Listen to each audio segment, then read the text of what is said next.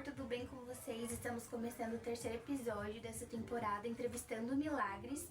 E hoje a gente tá aqui com o Bernardo, né, nosso irmão da geração profética. A gente vai conhecer um pouco mais o testemunho do Bernardo, a gente vai falar sobre o mundo espiritual com o Bernardo, porque foi algo que o Espírito Santo me direcionou quando eu estava fazendo o nosso roteiro de hoje, a falar mais sobre o mundo espiritual com o Bernardo. Tudo bem, Bernardo? Como é que você tá? Então, Tá apreensivo? Prazer estar aqui. Então, Teve o convite. a geração profética chegou primeiro, né? Te entrevistou primeiro. Entrevistou primeiro. Na verdade, ele foi mais só... eu contei o testemunho breve de como eu cheguei na igreja, né? Não me aprofundei muito, assim, nas raízes da minha vida. Mas foi mais, né, o impacto de Jesus na minha vida. Sim. E eles fizeram um milagre ali, eles transformaram 20 minutos em 4. Aqui a gente você pode falar 2 horas, Dá não tem vontade. problema. Então vamos lá. Quem que é o Bernardo sem Jesus? Bernardo sem Jesus nada. Nada. Eu já não sou muita coisa com ele, né? Sem Mas ele é pior. sem ele, nada. Antes de Jesus eu era só mais um bêbado aí pela rua, vagando, Vazio. clamando por socorro, preenchendo o espaço com algo que nunca preenchia. Sem Jesus eu não sou nada. E quem é o Bernardo com Jesus? Nada com fé. Nada com... Continuo sendo nada, porque nós não somos nada. A gente é um mero grão de poeira no meio da criação. Um farelo. Mas hoje eu entendo que eu preciso dele. Sou dependente dele. Ele é insubstituível na minha vida e é isso. Jesus é tudo. Jesus é tudo. É o Salvador, é o Libertador. É o que me cura todos os dias, é o que me dá força para continuar, é o que direciona a minha vida. É o tudo. É o né? tudo. Se resume a Jesus tudo. preencheu o que o Bernardo sem Jesus. É tudo. Não tem outra explicação. Amém. Qual o maior milagre da sua vida além de você mesmo? O maior milagre da minha vida, além de mim mesmo,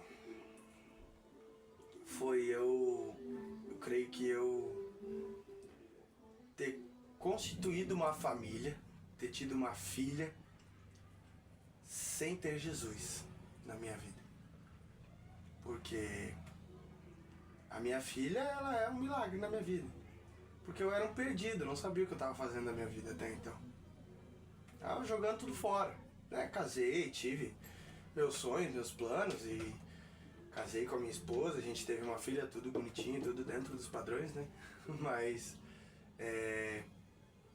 ela estar hoje a minha filha olha pra mim e diz assim, eu quero ser que nem meu pai. Então era algo que antes de Jesus na minha vida, ela não dizia, ela não me via como, né? Como um norte, um exemplo a ser seguido. Ela não via isso. Ela não dizia isso, ela não expressava isso, mas ela é difícil de falar, né?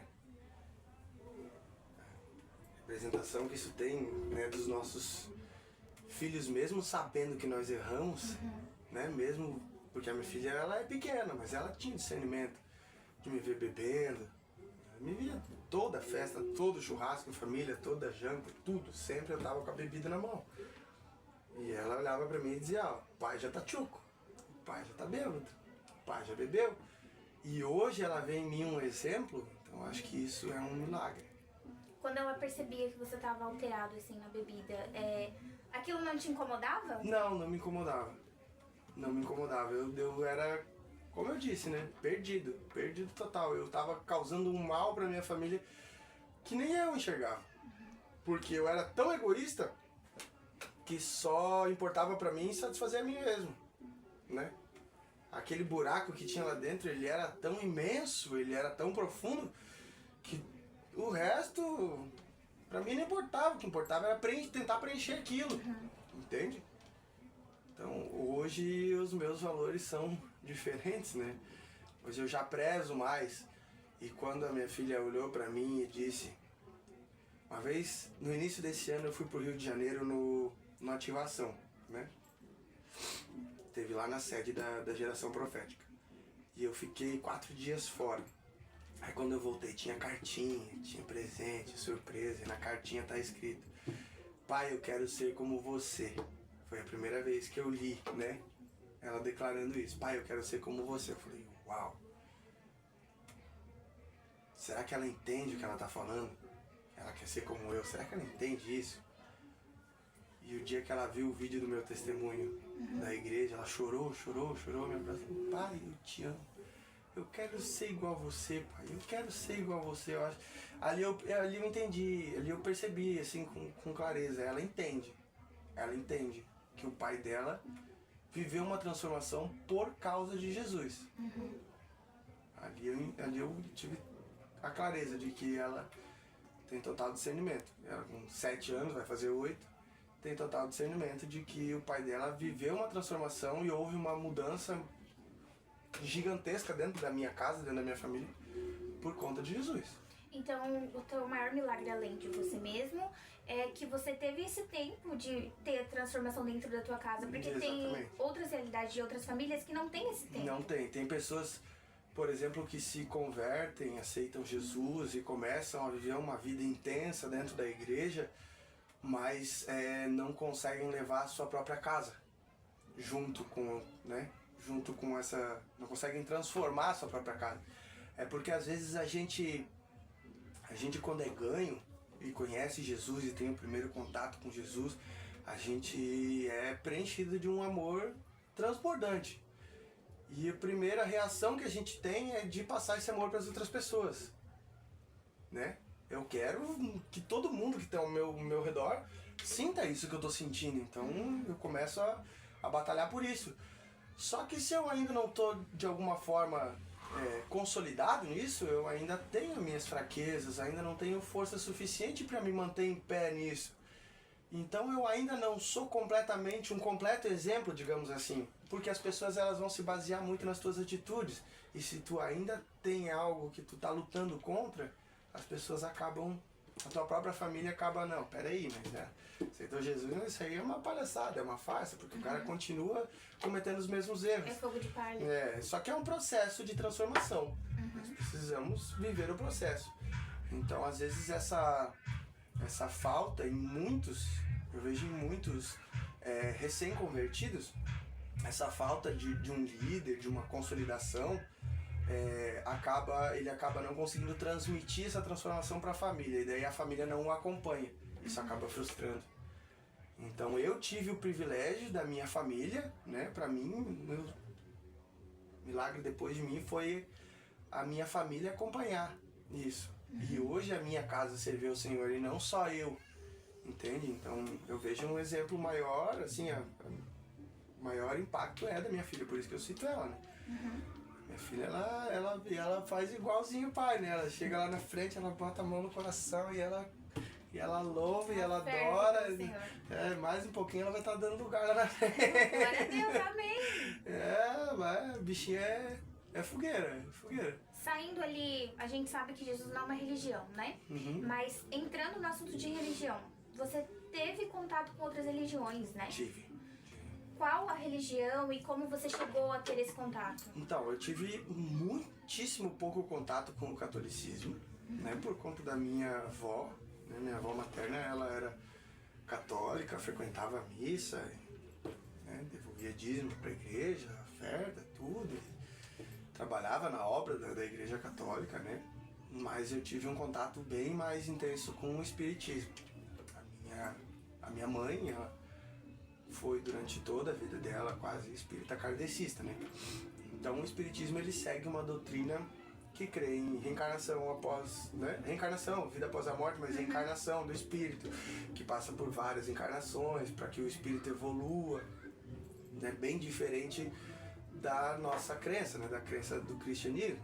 Mas nós não tô aqui para julgar nada, tô só, né? Explicando como é. Então, a maior luta que eu enfrentei quando eu passei a crer num Jesus real, que salva e cura, Jesus Bíblia, quando eu passei a crer no Jesus Bíblia, a minha maior luta dentro da minha casa foi exatamente isso, porque minha mãe continuava com uma crença da reencarnação, né, e contato com o mundo espiritual de outras maneiras. Então eu ali, quando eu conheci a verdade, eu me entreguei para a verdade e isso eu aboli da minha vida. Então, até haver uma aceitação, né? Porque a minha mãe até então ainda dizia, mas meu filho, tu tá indo nessa igreja, mas tu conhece a verdade, tu sabe como é que é do outro lado.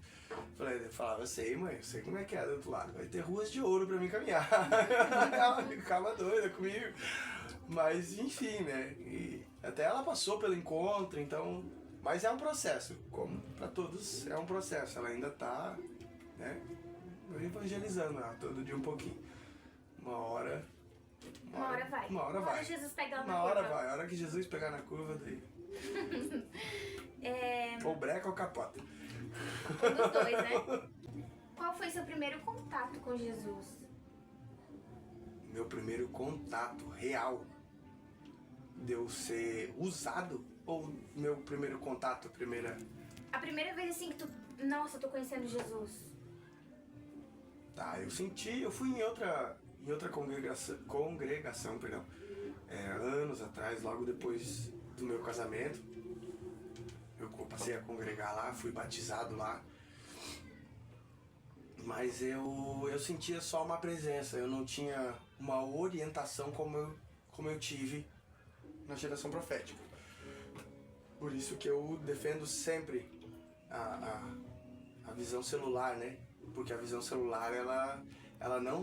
A igreja tem um papel de te ganhar, certo? Mas é a opção dos líderes da igreja consolidar ou não. O discípulo ganha, né? A alma ganha. Então, dentro da GP, eu tive essa consolidação. Eu tive um líder que me orientou, que me ensinou, me discipulou. E eu tive um esclarecimento que eu não tive anteriormente, né? Não tive anteriormente esse esclarecimento. Então eu sentia uma presença, eu sentia algo, né, forte, mas eu não entendia, eu não sabia o que era. Eu falava, tá, mas isso é Deus, é Jesus ou é o Espírito Santo? O que é? Né? Aquele recém-convertido bem... Nunca peguei uma Bíblia na mão. Então era assim, né?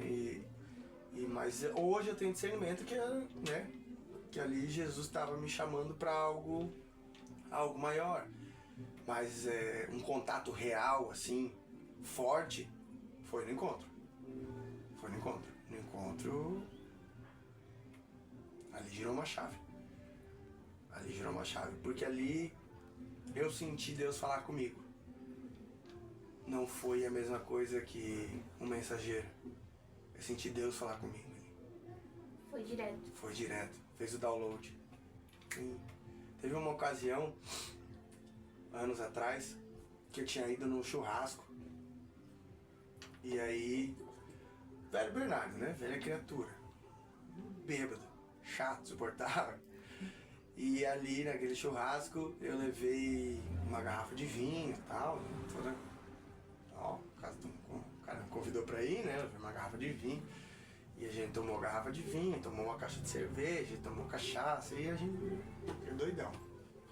Na hora de ir embora, chamou um Uber. E a hora que eu sentei no banco do Uber, eu olhei pro motorista e eu bêbado, tá? Aquilo começou. Comecei a sentir algo dentro de mim que começou a passar aquela bebedeira. E eu não tinha discernimento, eu não sabia de onde estava vindo aquilo.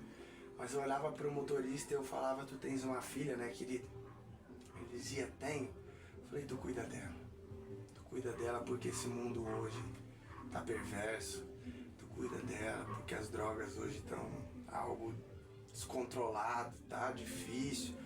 E eu fui batendo nessa tecla com ele até chegar em casa. Ele, não, mas a minha filha. Eu falei, mas os filhos, os jovens eles são lisos, eu sou jovem também, eu já tive 17, 18 anos. E ali eu fui falando pra ele isso. E quando eu cheguei em casa, eu entrei dentro de casa e uma presença muito forte me tomou. Muito forte me tomou. E eu lembro que eu tava de olho fechado. E aí eu falei pra minha esposa, coloca um louvor. E ela colocou um louvor no celular. E eu comecei a cantar e comecei a louvar e adorar a Deus. Sozinho, tá? Assim, sem ninguém me induzir a isso. E eu lembro com perfeição, que eu de olho fechado, eu virei a minha cabeça pra ela, ela tava sentada do meu lado, assim, e eu tava no chão. E eu de olho fechado, eu virei a cabeça pra ela e eu comecei a falar. E eu disse, eu vou mudar a tua história, eu vou mudar o teu casamento, eu vou mudar a tua casa. Mas tu precisa confiar em mim, não desiste dele. E eu tinha discernimento do que eu tava falando. Eu sabia o que eu tava falando, mas eu não conseguia controlar minha boca.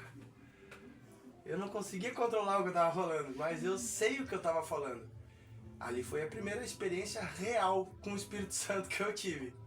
E ele me pegou bêbado e me usou para ministrar sobre a minha esposa. E a hora que ele foi, eu tava são. E foi uma noite doida. Eu fiquei o resto da noite. Parava e pensava, meu Deus, o que aconteceu aqui? Que foi isso? Meu Deus, o que foi isso? Que tiro foi esse? Senhor! Mas então assim, eu tive várias experiências antes de ter discernimento. Experiências de pessoas me pararem na rua. Uma vez eu vendi uma moto, tava indo embora pra outra cidade. Vendi, botei uma moto no Facebook pra vender. E o rapaz chamou e eu marquei de mostrar a moto pra ele e eu paguei o anúncio. Quando eu cheguei lá, ele falou assim, ó, eu vou comprar tua moto independente do que for. Falei, por quê? Ele falou, não, porque o senhor falou pra mim que que era pra mim comprar a moto de alguém que ia pagar o anúncio logo depois que eu chamasse. E tu apagou o anúncio. Eu vou comprar tua moto porque foi Deus que mandou. E eu, ó. Tá bom. Amém, então. Preciso vender a moto, você quer comprar? É nóis. E eu vendi a moto pra ele. Quando a gente saiu do Detran, fazia transferência, coisa, assinar os papéis, ele olhou pra mim e falou assim, ó, eu não sei pra onde vocês vão embora daqui, né? E eu falei, ó, vamos.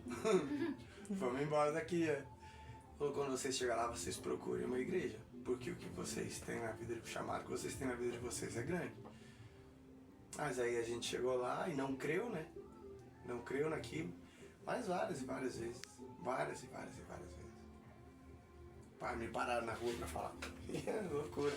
E hoje É doido, né? Quando a gente é separado desde o ventre, a gente nota que mesmo no mundo o Senhor dá um jeito de nos encontrar. Tudo que aconteceu, hoje eu tenho discernimento disso. Tudo que aconteceu na minha vida me trouxe até aqui. Tudo que aconteceu na minha vida me trouxe até aqui. Talvez eu não estaria aqui se eu não tivesse passado por tudo que eu passei. Hoje eu entendo que tudo que eu passei na minha vida foi para me moldar, me construir, me fortalecer para algo maior que o Senhor tinha programado para mim. Tem programado. Eu creio. Hoje eu creio. Eu creio que tem programado. Mas se eu não tivesse passado por tudo aquilo que eu passei lá atrás, a minha vida foi desde a infância uma loucura. Desde a infância. Eu quebrei os 2 braços, eu tive uma doença chamada púrpura trombocitopênica idiopática. Meu Deus. Doença que o baço confunde os glóbulos vermelhos e as plaquetas como invasores e começa a matar o meu próprio sangue. E aí, como consequência disso, o sangue não coagula. Então, se tocasse na minha pele, fazia um hematoma. Na pele, até tudo bem, mas se pegasse um órgão interno, era hemorragia. Então, eu fiquei durante um ano e pouco, em cima de uma cama rodeado de colchão, porque eu não podia bater em nada. Se eu batesse alguma coisa, eu podia morrer. Mas, não existia medicamento, não existia nada. Mas a minha mãe fala que foi a fé dela que me curou. Ela orava dia e noite. Mesmo sendo espírita kardecista, ela orava dia e noite. E eu tô aqui. Você é um milagre. Eu sou um milagre desde o ventre. Você é um milagre. Eu sou um milagre. E qual foi a sua primeira e a maior experiência sobrenatural que você já teve? Falando assim do mundo sobrenatural mesmo. Eu tive uma experiência há pouco tempo atrás, pouquíssimo tempo atrás, assim, sobrenatural de ver mesmo. Eu tava num monte, a gente tava fazendo 12 horas de oração, de jejum no monte. Só que é um monte que não é frequentado só pelo Espírito Santo, né? É um monte frequentado por pessoas do mundo. Elas vão lá para fazer diversas. Aquela concorrência é ótima. Elas vão lá para fazer diversas imaturidades, né? E nós somos em 3. Tava tendo o encontro das mulheres.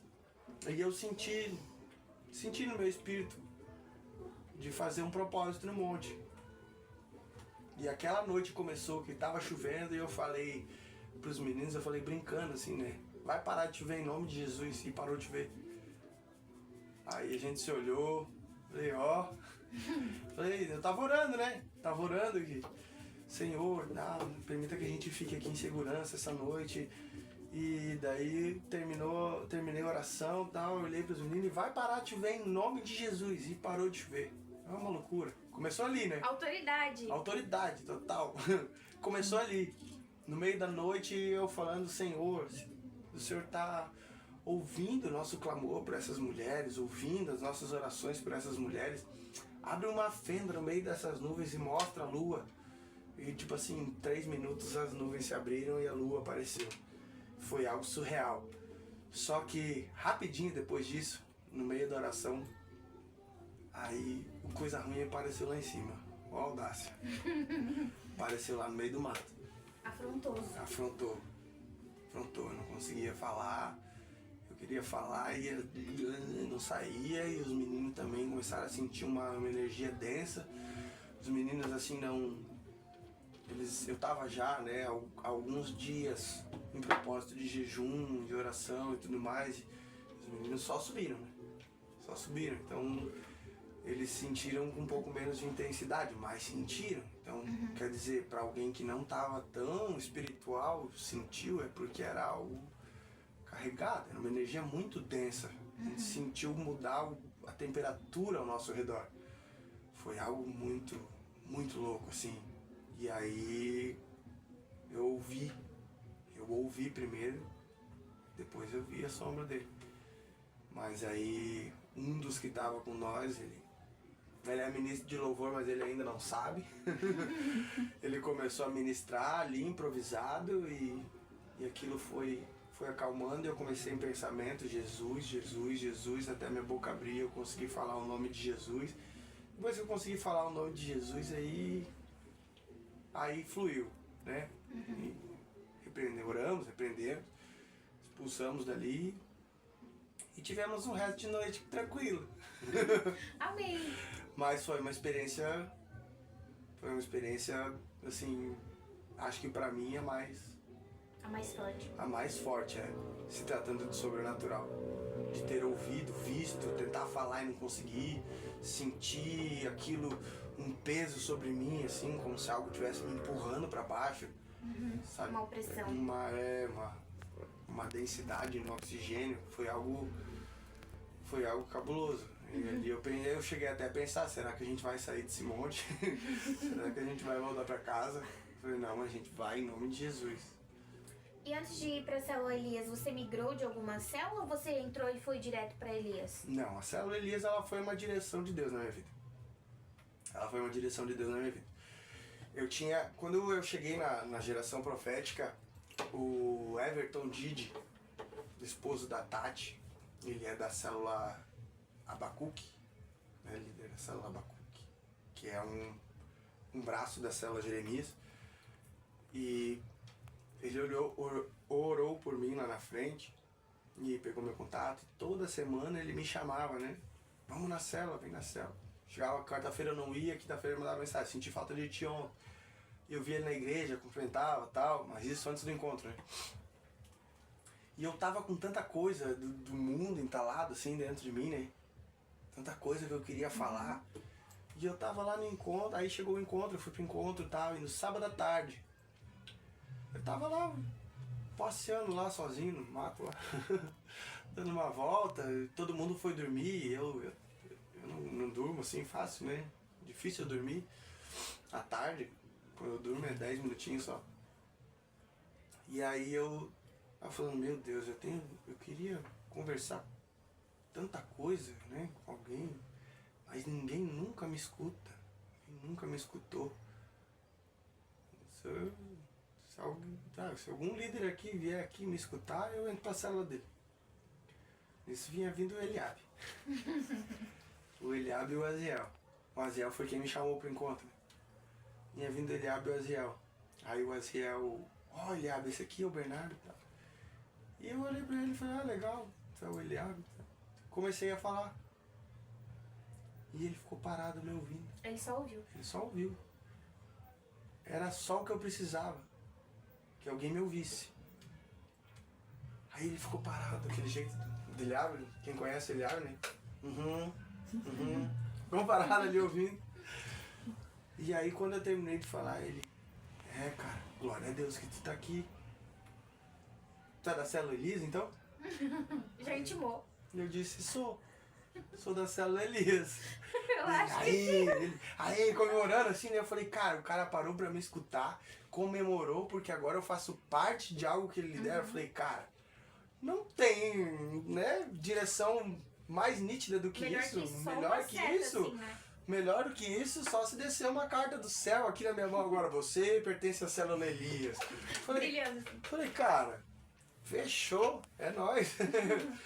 E dali, voltei daquele encontro, na primeira terça-feira eu já tava na célula e nunca mais saí, nunca mais migrei pra outro. Não tive outro líder. Tenho, assim, um contato razoável, né, de conversa, de pedir orientação e desabafo com o pastor Coutinho. Mas com o Eliabe, com certeza. Meu líder, assim, que ele até quando ele se cala, ele tá me ensinando alguma coisa. Eu aprendo. Quando ele tá em silêncio, eu paro e penso que meu líder tá quieto comigo, é porque é alguma coisa que eu preciso buscar sozinho. Então até no silêncio dele ele me lidera, me orienta. Agora você é líder também, né? Também, glória a Deus. Deus te deu a oportunidade de ter uma célula de apoio da Elias, né? Ainda não tem um nome fixo, né? Talvez você tenha no teu coração, mas não posso colocar dizer. ainda. Precisa passar o período de teste, né? Período de teste. Mas assim, você acha que você lidera de uma maneira diferente do seu líder ou você segue ali o mesmo segmento dele? Olha, é difícil quando você aprende com alguém você fazer de uma forma muito diferente do que aquela pessoa faz, né? Então, se você vê, por exemplo, os líderes e as células de apoio, eles falando, evangelizando, é algo que tem mais ou menos a mesma direção. Mesma linguagem, mesmo tom, né? Mas, lógico, o Espírito Santo, ele queima dentro de cada um, né? Sentimentos diferentes. Então, até porque os discípulos de cada célula, se você for analisar, tem células que são só de jovens, bem jovens, todos eles solteiros, jovens, 16, 17, 18 anos, nenhum com mais de 25. Tem célula que a galera já tem mais de 40, entre 35 e 45. Então, cada líder tem um chamado de Deus para alcançar um grupo certo de pessoas. Agora, dizer que nós não devemos estar disponíveis a todas essas pessoas, aí não. Nós estamos, eu estou disponível a receber qualquer um dentro da minha célula, desde um idoso até uma criança. Então tem dias na célula que tem uma criança presente, aí eu sei que eu tenho que maneirar um pouco, né? Tem que ter tem que ter um jogo de cintura. Mas, assim, dizer que, porque a criança não pode participar, não. Dizer que porque tem 50, 60 não pode participar, não. O evangelho é para todos, Jesus é para todos. Vem que tem. O que eu recebi eu dou de graça. É isso aí. Entende? Então, em relação à liderança, eu creio que cada líder queima algo no seu coração, né? Queima algo no seu coração. Então, os discípulos, eles vêm, a gente vai, né, juntando eles aí no meio do caminho, e geralmente eles têm uma caminhada parecida com a nossa. Parecida com a nossa. Ou Deus tem um propósito que o líder acaba, né, tendo discernimento ali no meio do caminho, entendendo a situação, mas sempre tem um propósito de Deus. Sempre tem. Amém. Quando que assim que você se deu conta que você estava realmente liberto? Tipo, aconteceu uma situação e você, nossa, eu realmente tô liberto. Quando eu me vi perto da bebida e ela não me atraiu. Quando eu cheguei num churrasco lá da família e o pessoal bebendo, e eu falei assim, cara, eu preciso mostrar pra vocês como a vida é boa sem isso, como é muito melhor com Jesus que com álcool. Ali eu falei, cara, eu tô liberto, glória a Deus, eu tô liberto. Quando eu quis apresentar Jesus pra quem tava tentando ainda preencher o buraco com algo que não era Jesus. Ali eu entendi que eu tava realmente liberto. Porque as pessoas geralmente pensam, eu tô liberto, eu tô curado. Mas é uma latinha de cerveja dá uma água na boca, né? Eu passei no encontro, tô liberto, tô curado. Mas chega em casa, tem umas Heineken guardadas ali, o cara não joga fora. Deixa ali pra mim, vai vir uma visita, eu vou dar uma... Não. Tá deixando uma brecha. Então quando eu cheguei em casa do encontro, a primeira atitude que eu tive foi as bebidas que eu tinha em casa, joguei fora, abri. Até minha mãe veio, agora é uma atitude de homem. Abri as garrafas de bebida na pia, despejei na pia. Tinha aquelas dosezinhas pequenininhas de garrafinha, né? Tem um amigo meu que até ele é judeu e ele faz coleção. Ele não toma, mas ele faz coleção. Eu disse, praga, né? Agora na minha vida um monte dessas garrafinhas aí, né? Eu joguei tudo fora. Aí eu falei pra ele, show, me perdoa, mas eu joguei tudo fora. Não, irmão, tá tudo certo, fique em paz. É o que você não quer pra você, você não quer pra O que eu não quero pra mim, eu não quero pro outro. Minha mãe fala, por que não deu pra alguém? Eu falei, não, vou dar pra mim. Então o teu maior processo de libertação foi com a bebida? Foi com a bebida. Era aquilo que mais te pegava? Era o que mais me pegava. Porque eu cheguei num ponto que eu não vivia mais, eu não trabalhava mais pra beber, eu bebia pra trabalhar. Entende? Até teve uma vez que o pastor pregou na igreja, ele tava pregando e ele falou, você a 130 por hora na BR bêbado com aquela moto caçando a morte. E eu parei e falei, cara, era eu. Eu tava trabalhando de moto Uber e eu me enchia, cara. Então eu levava um passageiro, aí eu deixava o passageiro, parava no posto. Não, já não vou mais trabalhar hoje. Só que às vezes eu tava em Itapema. Eu não vou mais trabalhar hoje. Parava no posto, enxugava uma cachaça e vinha com a moto milhão. Parava numa conveniência, em algum lugar. E o Senhor assim, né? E o Senhor assim, os anjos ao redor. Dirigindo a moto. Os anjos ao redor dirigindo a moto. Não, e mexia no celular, com uma mão a 130, pum, mexendo no celular. Eu cacei a morte. Eu fui um fantoche do capeta. Eu cacei a morte, várias vezes. Algumas vezes até inconscientemente. Nem sabia que eu tava caçando a morte, mas eu tava. Então, por isso que eu creio tanto que o Senhor tem um chamado na minha vida. Porque senão ele já, né? Já tinha ido pro saco. Muitas oportunidades pra ir pro saco. Tantas e tantas. Então, assim, glória a Deus, né? Toda honra e glória é Ele. Toda honra e glória é Ele. Quando que você, caiu na real, assim, meu Deus, eu estou vivendo com Jesus, sabe? Nossa, eu não faço mais parte daquela vida. Foi quando eu entendi que Deus tinha me dado autoridade. Quando eu expulsei demônio, o demônio saiu. Aí te deu um... Entende? Quando eu orei por uma vida e aquele coração se quebrantou, e aquela pessoa me abraçou e chorou e disse, cara, você falou coisas que ninguém sabia. Era o que eu precisava ouvir, ou que ninguém sabia. E ali eu entendi, tudo isso que eu tô fazendo não é em vão. Tudo isso foi lá, no começo da caminhada. Foi logo depois que eu voltei do encontro, né? Primeiro que eu achei lá dentro da empresa que eu trabalho, eu já falei a cara assim, cara, deixa que eu te dar um papo reto. É tu mesmo. Vou te dar um papo reto sobre um cara chamado Jesus. E aí quando aquela alma Quando aquele coração se quebrantou e aquela alma foi ganha ali, eu falei, cara, é ele. É ele. E tu percebeu que geralmente tem pessoas que passam pelo encontro, aí, né, voltam do encontro e ainda levam um tempo assim pra começar a viver com Jesus. Mas você notou que você voltou do encontro e já começou a viver isso com Jesus. Eu tive um mergulho muito intenso. Muito intenso. Eu tive uma entrega muito grande desde o primeiro dia que eu voltei do encontro. Quando eu voltei do encontro, eu já passei a me policiar na minha linguagem, eu já passei a me policiar nas brincadeiras, no tom que eu falava com as pessoas. O encontro foi algo assim, ó, foi extraordinário na minha vida. Porque eu preciso voltar um pouco. Pode voltar, fica à vontade. Momentos, meses, pouquinho tempo, tá? Novembro. Tô falando de novembro. Passei no encontro em janeiro de 2024.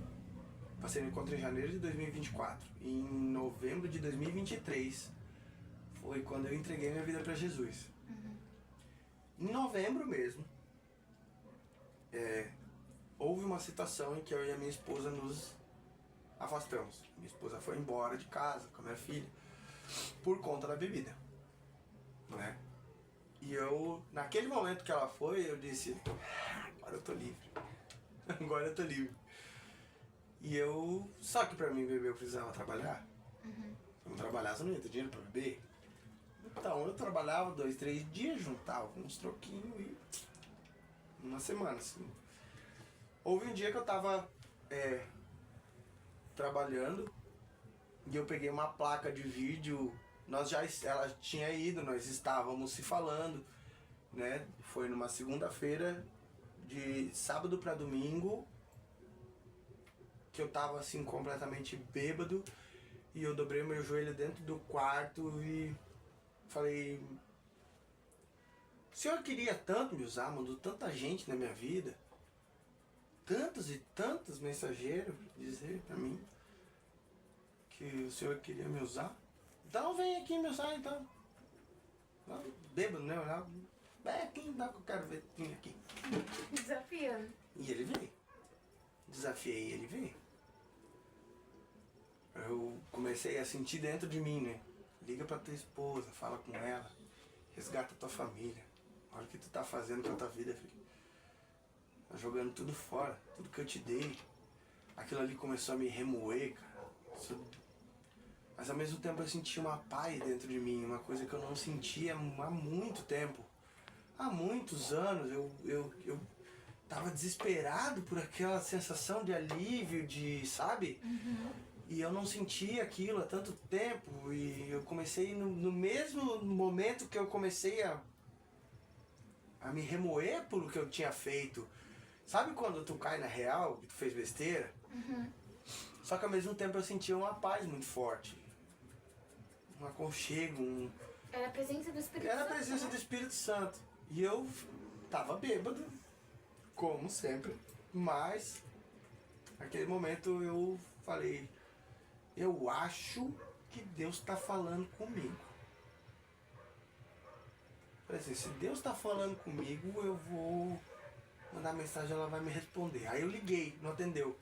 Também, 3h30 da manhã, quem é que atende, né? Ela dormindo com a criança do lado. Mas ela me respondeu por mensagem. Eu falei, começamos a conversar. Na quarta-feira. Isso já tinha passado. Segunda eu já tinha ido lá ver ela, conversar com ela. Tinha pedido perdão pra ela. Tinha dito pra ela que eu não ia mais ser o Bernardo que eu era. Que eu ia entregar minha vida pra Cristo. Ela, crendo naquele momento ou não, porque é muito difícil você confiar em alguém que traiu a tua confiança de todas as maneiras possíveis, né? Você não confia, você só vai confiar a partir do momento que você vê a pessoa. Mas eu falei, eu vou entregar minha vida pra Jesus, eu tenho certeza que Deus falou comigo. E independente de você querer ou não, eu vou lutar pela nossa família. E o Senhor foi dando o jeitinho dele no coração dela também, né? Foi quebrantando aquele coração de pedra que tava... Não quer te inventar de ouro. Foi quebrantando o coração dela. E a gente foi se falando. Aí eu vi ela na segunda, vi ela na terça. Todos os dias. Mas chegou na quarta-feira, eu peguei uma placa de vídeo em Itapema e fui levar essa placa de vídeo pra lá de Joinville.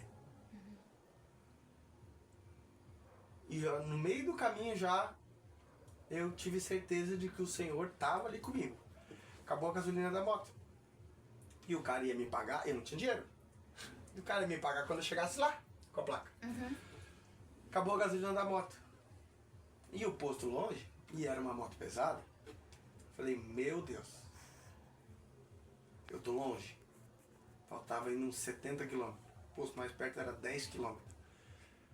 Falei, eu tô longe com essa moto aqui, sem gasolina. Nem dinheiro eu tenho. Na hora que eu disse nem dinheiro eu tenho, apitou o celular. O cara me mandou o Pix do pagamento da corrida. Eu no meio do caminho. Falei, glória a Deus. E o senhor, agora você... Não falei glória a Deus, né? Porque ainda não tinha, mas, né, hoje eu digo glória a Deus. Mas falei assim, ó, dos males o menor. Eu só preciso empurrar a moto agora 10 km, né? E fui empurrando. Falei, Senhor amado. Tava quase desistindo, largando a moto debaixo na carreta. Aí cheguei numa vielinha, assim, numa saída. E me deu aquele estalo, né? Vou entrar aqui.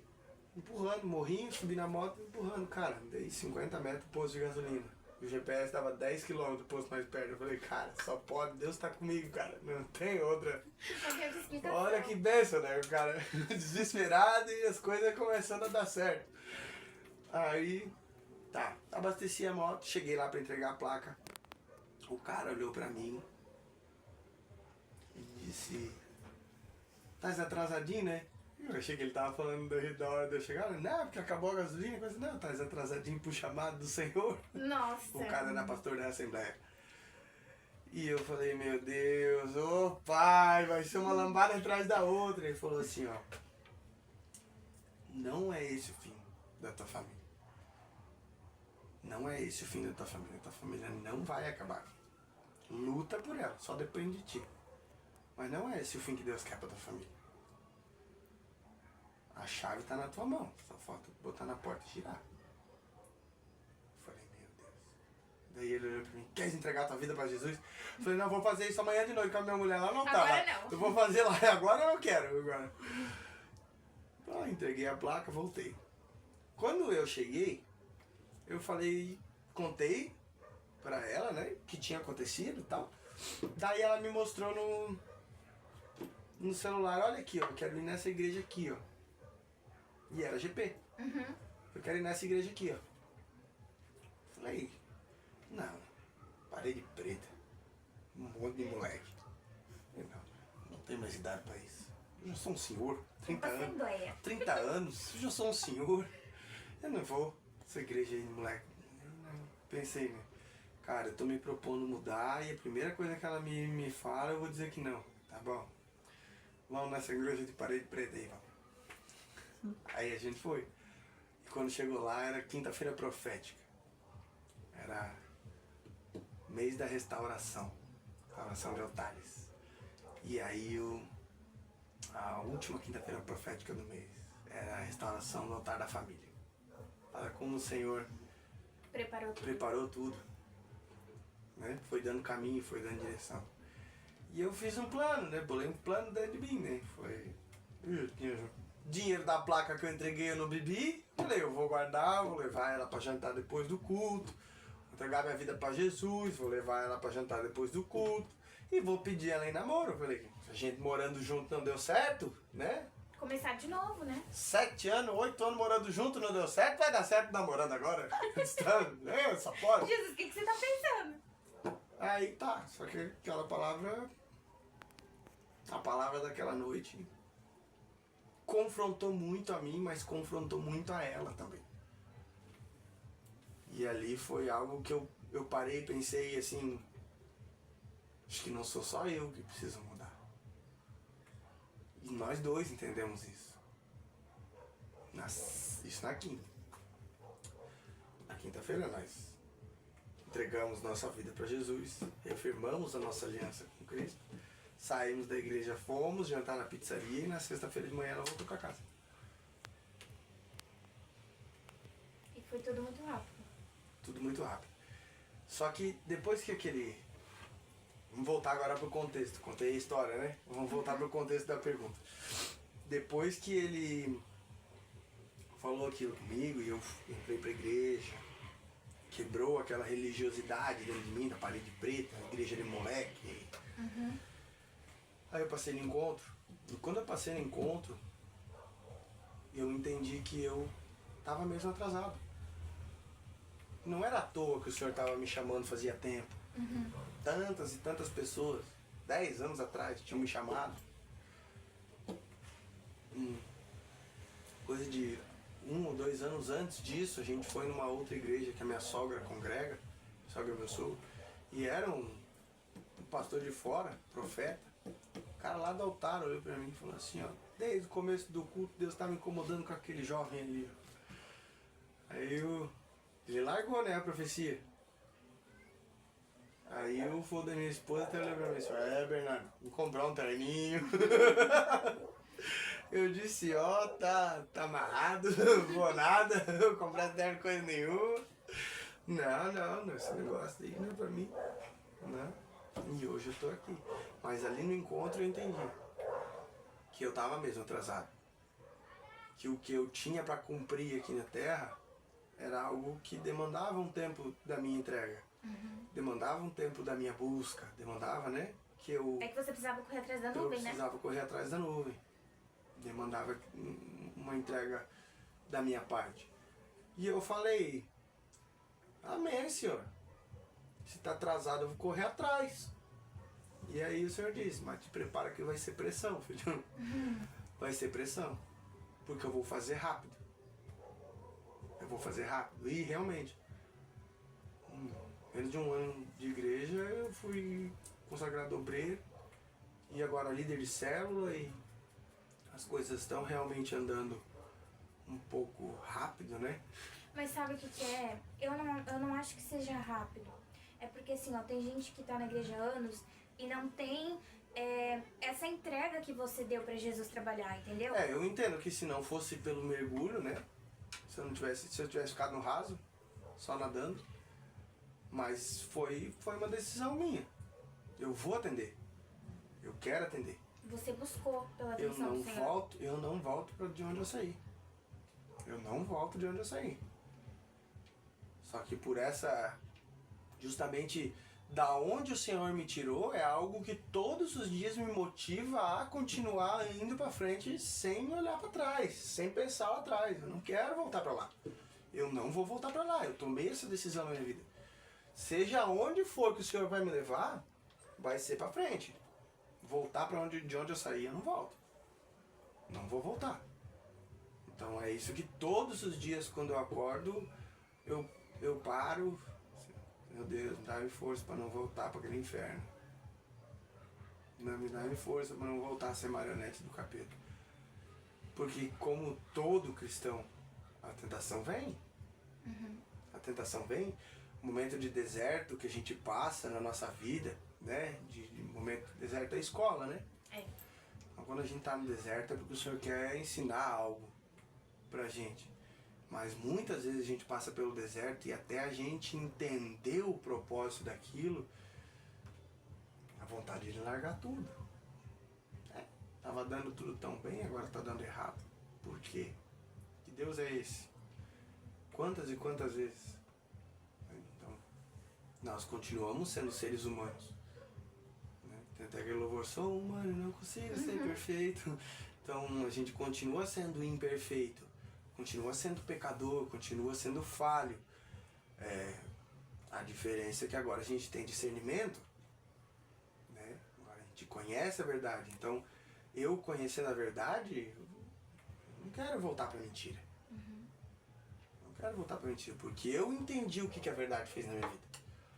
Eu entendi o que o grandão fez na minha vida. Mudou tudo. Mudou tudo. Assim, ó, são pequenos resquícios, tá? Que às vezes aparecem e eu já, volta pra lá. Aqui não. Às vezes tenta entrar numa porta e... Às vezes acontece, né? Coisas na nossa vida que a gente, às vezes, já aconteceu. O cara, né? sabe aquela topada com o dedinho? O cara lá, na hora, o arrependimento vem. É a metanoia, né? É o arrependimento genuíno, porque fomos tocados. Fui tocado, fomos tocados pelo Espírito Santo. E quando o Espírito Santo toca, ele muda, ele transforma. Quando Jesus chega, tudo muda. Nada fica como era. Então o coração é transformado. A partir do momento que eu peco, mesmo que seja sem querer, digamos assim, né? Tu deixa escapar, o arrependimento vem. Porque houve o toque do Espírito Santo. É instantâneo. Houve o toque do... Então o constrangimento é na hora. É imediato. Meu Deus, me perdoa. Esses dias eu tô fazendo um propósito de 15 dias da igreja, né? E aí eu tirei algo que é extremamente... extremamente importante, digamos assim, pra mim na minha vida, né? E eu... Só que faz parte do meu trabalho. Né? Faz parte do meu trabalho. E aí eu fiz uma encomenda, produzi lá pra pessoa. E eu, sem desligado, peguei a xicrinha, servi e provei pra ver se a receita tinha dado certo, se ele não tinha. Na hora que eu provei, eu não... Por quê? Foi, né? Não foi intencional. Não foi porque eu gosto daquilo. Foi porque era necessário. Faz parte do meu trabalho, eu precisava fazer. Então aquilo passou despercebido e eu provei. Aí quando eu provei, nossa, mas ficou tão bom, eu vou tomar mais um pouco. Quando eu fui servir de novo, o Espírito Santo, epa, e o teu propósito? Eu olhei, meu Deus, a lágrima já desceu, né? Quebrei o propósito, Senhor, me perdoa, ajoelhei dentro da loja, o patrão olhando nas câmeras, não entendendo nada, né? Ajoelhando dentro da loja, lá atrás, na cozinha, Senhor, me perdoa, Senhor, pequei contra ti, Senhor. Aquele sentimento né? De arrependimento toma a gente. Mas é porque um dia o Espírito Santo tocou no meu coração. Eu vivi uma metanoia. E o que o Senhor fez em você que hoje o Senhor pode fazer através de você? O Senhor me resgatou, né? Me curou, me libertou. Então até... E é engraçado que quando a gente é liberto de alguma área, sempre a gente vai ser usado, grande parte das vezes, para resgatar pessoas daquela área que nós somos libertos, né? Então teve agora, uns dias atrás, o aniversário de Camboriú, a GP Sound tocou lá na praça, né? E eu não ia ir, porque eu tinha que ir para casa ainda, formatar um computador e era tarde, e o propósito que eu e minha esposa estamos fazendo exige que nós acordemos muito cedo, e meu trabalho é muito intenso, então é uma correria, loucura, cansativo, mas o Senhor deu um jeito que eu fosse. Eu não queria ir, eu fui o caminho inteiro. Agora eu tenho que ir, que tu for falar pra... A minha esposa tinha falado pra uma amiga dela que ia ter, aí a amiga dela foi. Aí ela falou, olha aqui, ó, ela foi, agora a gente tem que ir. Eu falei, Senhor, eu vou ter que ir, não quero. Eu quero ir pra casa dormir, Senhor, me deixa, Senhor, deixa eu ir embora. Não, nós temos que ir, porque nós temos que ir. E eu tinha levado o cajado. Na hora que eu fui... Foi no culto de quinta? No culto de quinta profética, né, que o pessoal foi tocar lá no aniversário. E eu tinha ido, antes do culto, eu tinha saído de moto e voltei. E quando eu voltei, veio o download, leva o teu cajado. E eu, muito obediente, né, profético como sou, levarei o meu cajado. Falei pra minha esposa, traz o cajado. Eu lá embaixo esperando ela, gritei, Larissa, traz o cajado. Desceu ela com o cajado, mano. Ela tem uma vergonha de dar com o cajado. Vontade de quebrar na sua E eu, cabeça. cajado. Ainda fiz ela levar o cajado na moto. Eu levo o cajado aí. Fomos pro culto, saímos do culto, aconteceu, tive que ir na praça, lá no ginásio. Cheguei no ginásio, eu com o meu cajado. Eu comecei a sentir o Espírito Santo, né? Falei, eu sabia que tinha alguma coisa. Não é à toa. Cheguei lá, a mulher não tava mais, tinha ido embora. Mas aquilo começou a me incomodar. E eu comecei a passear no meio do povo com aquele cajado. Aí eu ia andando e eu ia batendo o cajado. Daqui a pouco, quando eu tô passando, tinha um olhando pra mim. E esse pau aí? Falei, é tu. Achei. Te achei, Satanás. É tu. Falei, isso aqui não é um pedaço de pau, mano. E aí, o que é então? Falei, é um cajado. Aí comecei, né, cara?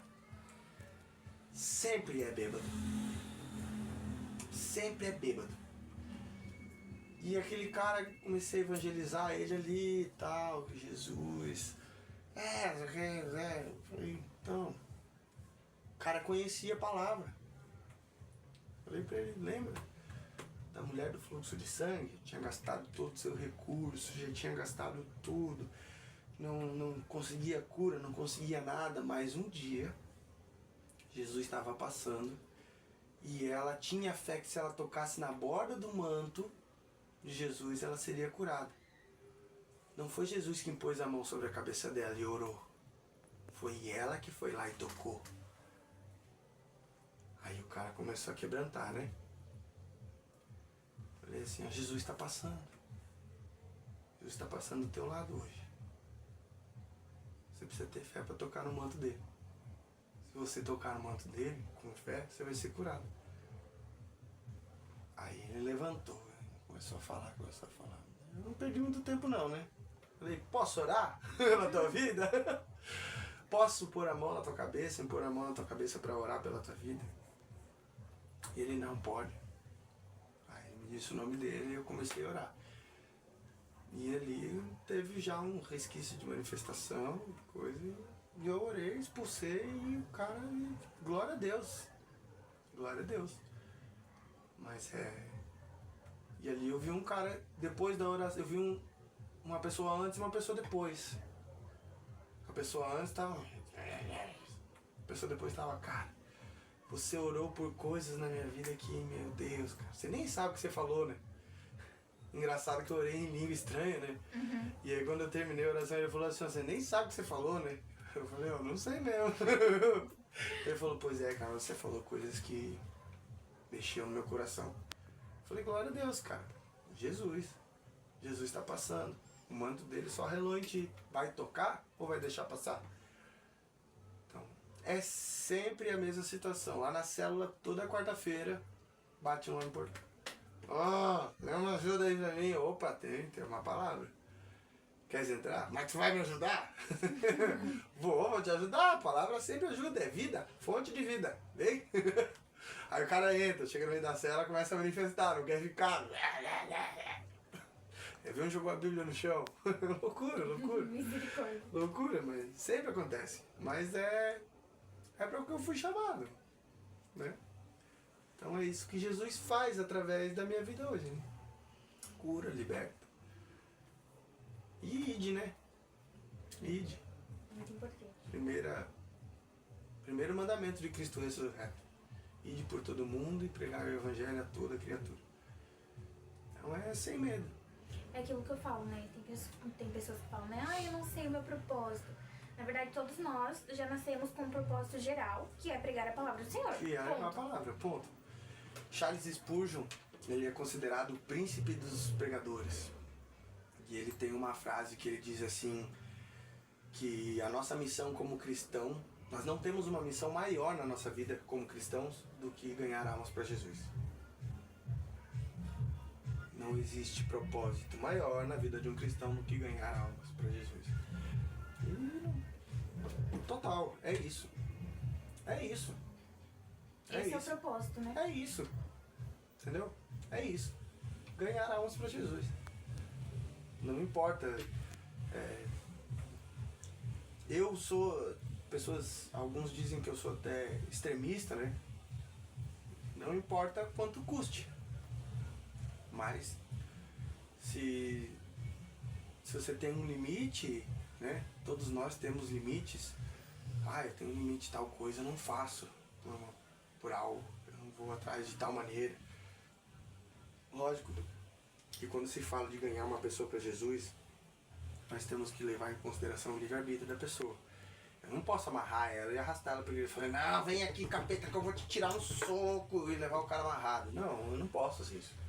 Até porque a lei do homem me permite. Uhum. Né? Se eu amarrar alguém na rua e levar arrastado, eu sou preso. Estou linchando o cara no meio da rua. Então eu não posso fazer isso.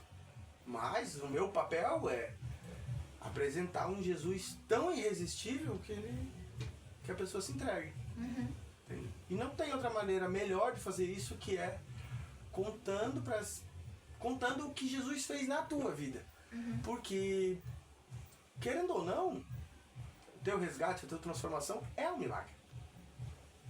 É um milagre. O que Jesus fez na minha vida é um milagre. Por quê? Por que é um milagre? Porque mãos humanas não foram capazes de fazer. Só Ele. Só o sobrenatural foi capaz de fazer. Só Cristo. Nenhuma mão humana foi capaz de tirar a bebida da minha mão. Mas Cristo fez com que a minha mão jogasse a bebida fora. Entende? Então isso é um milagre. Ele fez com que você abrisse mão daquilo. Abrisse mão daquilo. Então o que Cristo faz na minha vida é um milagre. Então pessoas que vivem da maneira que eu vivia, elas vão entender isso como um milagre. Não. Ninguém consegue me salvar, ninguém consegue me ajudar. Já fui pra clínica quantas vezes? Fui internado. Nada que me falaram lá fez sentido. Nenhum remédio me tirou a minha vontade de beber. Nada. Porque a pessoa que ela é escrava da substância, seja ela qual for, seja álcool, maconha, cocaína, crack, qual for a substância, tá? Que a pessoa for escrava hoje, ela muitas vezes ninguém consegue tirar isso dela. Eu sentar com ela sem falar de Jesus pra ela, não vai convencer ela. Cara, que tá acabando com a tua vida, esses caras já não tem mais nada, já acabou com tudo. Ah, vai acabar com a tua vida, pra ele tanto faz, entendeu? Não tem mais nada, né? Não tem mais nada a perder. Então Jesus traz a esperança de volta. A pessoa, cara, eu não tenho nada, não tenho mais nada pra perder. Mas com Jesus eu posso ganhar alguma coisa. Posso ter uma família, eu posso ter um lar, eu posso sair de onde eu tô. Só Jesus faz isso. Versículo xodó assim que tu, não, cara, esse aqui é o meu versículo, tu usa assim pra todos os momentos da sua vida? Então, tem vários, mas é João 15:5. Eu sou a videira e vocês são os ramos. Quem está unido comigo e eu com ele, esse dá muito fruto, porque sem mim vocês não podem fazer nada. Então, pra mim isso é uma verdade absoluta. Sem Jesus, eu não faço nada, eu não sou nada. Entende? Então até o nome da minha célula tá ligado a isso. Foi algo que o Senhor direcionou no meu coração.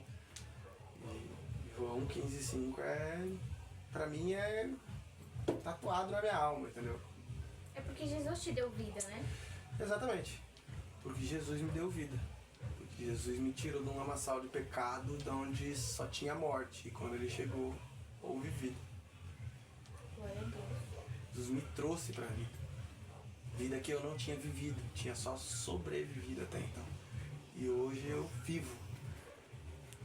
Entende? Por mais que hoje seja muito corrido, muito puxado, porque tem célula na terça, célula na quarta, culto na quinta, daí tem os ministérios que a gente serve, tem ministério que eu sou responsável hoje, então tem coisas que a gente fica, né, ai meu Deus, tô tão cansado, mas é tão bom servir o Senhor. É tão bom servir o Senhor que a gente cansa fisicamente, mas o nosso espírito tá pegando fogo. Quero mais. Eu te entendo. Pra terminar, é uma pergunta genérica, eu faço pra todos os entrevistados. Quem que você acha que deveria estar aqui sendo entrevistado? Olha. Não pode o pastor e a pastora porque já falaram. E não pode a Tati porque também já falaram. Tá. Tem um cara que eu admiro ele bastante. Admiro ele muito. Ele não é o meu líder. Não, meu líder, eu também tenho ele no meu coração. Acho que ele nem sabe que eu admiro ele dessa forma, mas ele é um cara que eu admiro a entrega dele, eu admiro a busca dele. Ele é um cara muito ligado a Deus. Que é o Guilherme, 12, líder da célula Jeremias. Ele é um cara assim que ele me inspira a continuar buscando. Uma vez eu tava passando no... Nós fomos fazer a última noite do ano, né? O pastor subiu um monte pra fazer 12 horas na montanha. E o Senhor queimou no meu coração muito antes dele ter programado pra eu estar lá. E eu fiquei insistindo com o pastor, né? Deixa eu ir. Ele falou, olha filho, eu vou, se quer ir, esteja lá, tá hora. Eu falei, amém. Daí 1 hora antes, não, esperando. Ansioso. Ansioso pra subir um monte. Aí a maneira como o Guilherme ora, tu vê que tem intimidade. Não tem intimidade onde não tem busca. Não tem intimidade quem não tem entrega. Então, a oração dele me revelou uma intimidade muito grande que ele tem com Deus. Uma busca muito grande. E isso me inspira. Me inspira, né? O Guilherme, o Eliabe, o pastor Coutinho, são pessoas que eu olho para elas e falo assim, cara, ali tem Deus, ali eu vejo Jesus neles. E tem muitos outros, mas eu não deveria nem citar muitos nomes, porque daí esquece de um, né, coisa. Não, já gravei, Guilherme, da Jeremias. Mas são pessoas que eu vejo Jesus nelas. E me motiva. Eu olho e falo assim, olha, eu quero ser como eles. Quero ser como eles. Então, é isso. Então tá bom, muito obrigada por você ter vindo, né? Eu que agradeço o convite. Desculpa alguma coisa, alguma pergunta que foi muito invasiva. Ah, tudo certo, não teve nada. Muito obrigada por ter vindo. Eu espero que você continue alcançando outras almas, que Jesus Amém. continue te usando para alcançar outras almas, né? Amém, eu recebo.